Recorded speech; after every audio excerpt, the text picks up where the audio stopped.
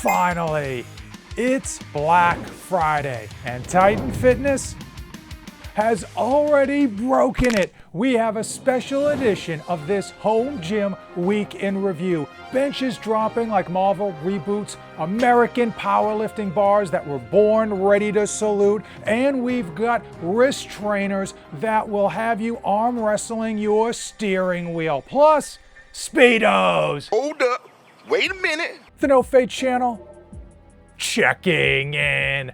Jonathan here, and on these week in reviews, I bring the entire introverted home gym multiverse together in order to discuss the latest gossip, equipment releases, and of course, controversies. And it wouldn't be a true Black Friday without Titan Fitness equipment breaking.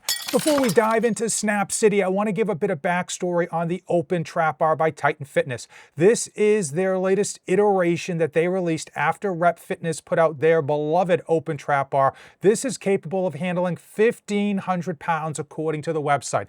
I don't know if you'd be able to load 1,500 pounds on these sleeves, but that's what it is rated for. And honestly, I don't think this is a good buy whatsoever for those who happen to care. This is one of those things that the price point is probably $100 too high when you compare it to Rep Fitness's version, which is right around this price and much better in terms of design and quality. Now here we have the Titan Fitness Open Trap Bar with what I would consider a realistic amount of weight. It looks like a lot of weight, but because it is bumper plates, keep in mind this is probably like a 500-pound pull, which for real men, not myself, but for real men, not that big of a deal or an expectation, something that a lot of people would be working with or at least close to. Let's see if he goes crazy and just drops it or something. Let's go, let's see. All right, rep number 1, looking good, puts it down. Rep number 2, no problem. Whoa, what's that? Boom, and let's watch it again. He doesn't drop it. He doesn't do anything weird. He's on horse stall mats and he's using bumper plates, which should deaden the impact. I mean, the reality is this thing broke and hopefully he's okay, but something like this, if that thing breaks, you easily could throw out your back, slip a disc, no questions asked. Absolutely something that could cause you some serious harm, even though it's not necessarily going to snap your neck or fall on you. This is something that could cause a lot of damage. And it's not as though he's mistreating this equipment. Again, we got bumper plates, we got horse stall mats, and he doesn't seem to be putting it down very hard at all. Just a normal tap and go. Here's a piece of equipment that I haven't managed to break yet, the grip globe. And we all know the importance of grip strength, both in our training and in our longevity. But this is something that's brand new and quite frankly, nothing like anything I've already encountered.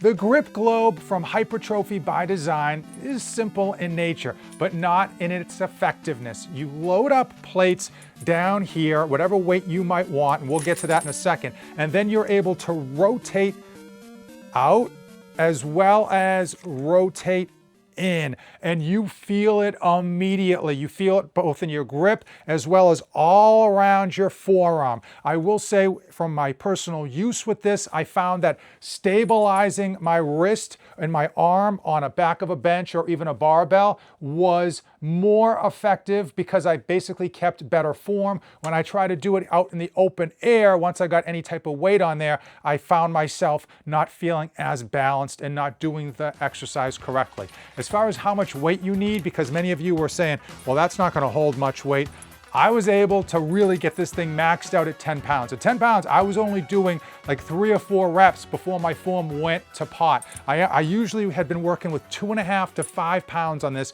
and man, do I feel it. It comes in 3 colors, and it'll run you $36 with my coupon. No Fate 24/7. Links in the description, of course. Now, jokes aside, I am curious what you were doing for your grip training. Put it in the comments below. Is it something you specially focus on, or is it a mere afterthought? For me, I've just been banging out sets of this in between my other training. By the way, I am currently tracking every Black Friday sale on my website, and it's updated hourly. We're talking everything from home gym equipment, supplements, and yes, even toilet paper. But when you use those links, let me know so that I can send you a thank you gift that would make Doc Brown proud. Great Scott. Freak Athlete, the company that brought you the Nordic Pro, has now dived into the world of adjustable benches. They teamed up with Exponent Edge to deliver the ABX weight bench, supposedly 10 machines in one. Dun dun dun. This thing folds. It's also a zero gap, tons of different features and attachments that it's going to come with. A few content creators already got their hands on this to test out. And I've seen at least one already put on Facebook Marketplace. All jokes aside, I am a big fan of Freak Athlete. I've got their Hyper Pro in my basement, used it this morning for GHD sit-ups. I've got their leg extension. I've got almost all of their attachments that go with it, and I absolutely think they put a lot of time and effort into making a product right, great customer service, and probably some of the best assembly instructions. When you get one of their products, every step is labeled with its own individual baggies in terms of what you need to be putting together and for the nuts and the bolts and everything else. And they not only put out like a PDF, they put out a video itself to go step by step. Now this ABX weight bench is coming in at $600. And of course, if it does in fact truly replace 10 machines in one, then that is a good price. Most adjustable benches in the premium category are gonna set you back like $550 or $600 these days. That's just the unfortunate truth. This does have a number of things going for it in terms of that adjustable back. I will say the only caveat to that price point, which is probably high, but then they're gonna throw you some coupons or some Black Friday deals. Links, of course, in the description, are gonna be the attachments. These attachments add up pretty darn quick. I think the biggest one people are gonna want is this leg developer. It allows them to do leg extensions and leg curls with plates, but also a nice feature is that you can also do it with a cable machine. That's gonna give you a much smoother resistance curve, or at least it should. The only problem with that is that that runs $400, and now we're talking some serious change in order to get all of these attachments on top of the initial $600 price tag. Shut up and take my money. I saw a recent post from none other than Coop talking about this bench and stating that we need to start thinking about adjustable benches as an entire ecosystem. Similar to the power racks these days, we think of them not only as power racks, but all of the attachments that you can get with them, like a functional trainer, a lat pull down, dip handles, and all that. And I get it. If you have a very, very small gym, the idea to get one piece of equipment that you can then add on all these attachments sounds great, but when you have a piece of equipment that's trying to replace so many other pieces, it's not gonna do the job nearly as well. And then it creates the realization that you don't just have to buy the bench, you've got to buy all these other attachments and then store all these other attachments down the road. I just think we need to let adjustable benches be adjustable benches. They don't necessarily always have to do the job of like 5 or 10 different pieces of equipment. It's okay to get an adjustable bench that just operates as an adjustable bench.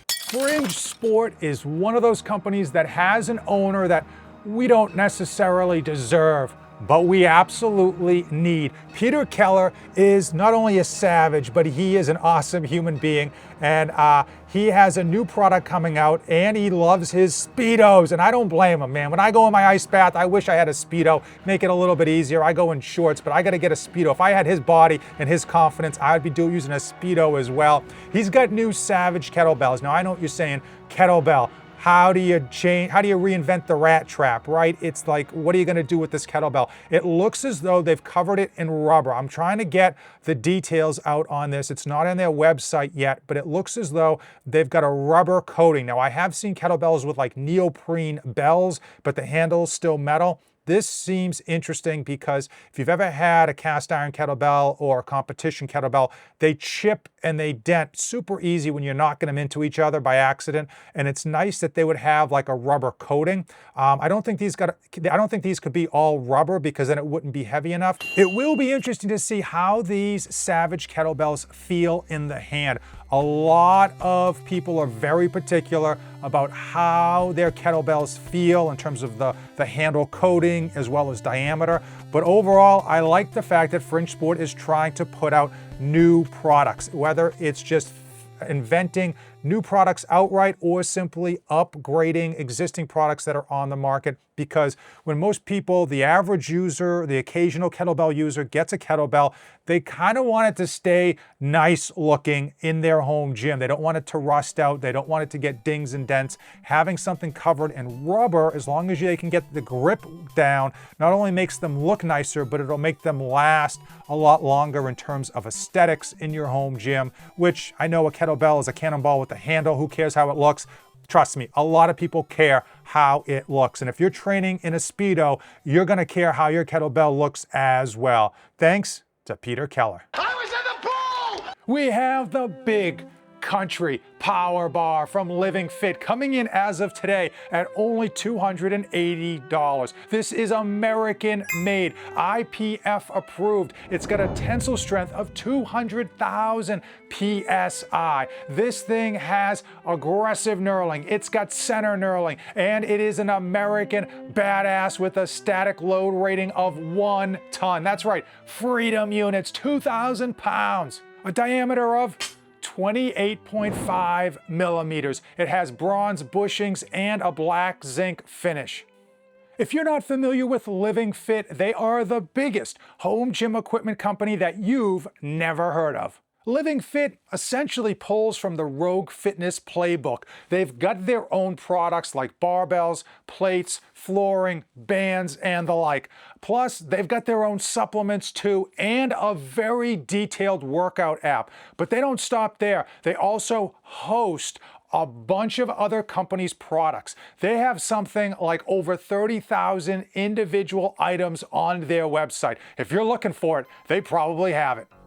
If you made it this far in the video, you are an absolute legend. Comment legend down below so I know the real ones out there. Now, 2 other things that are gonna be absolute legendary, these 2 videos. Use the links in the description. They do support the channel and it helps me create this content weekly. As usual, thanks for watching and don't save anything for the trip back.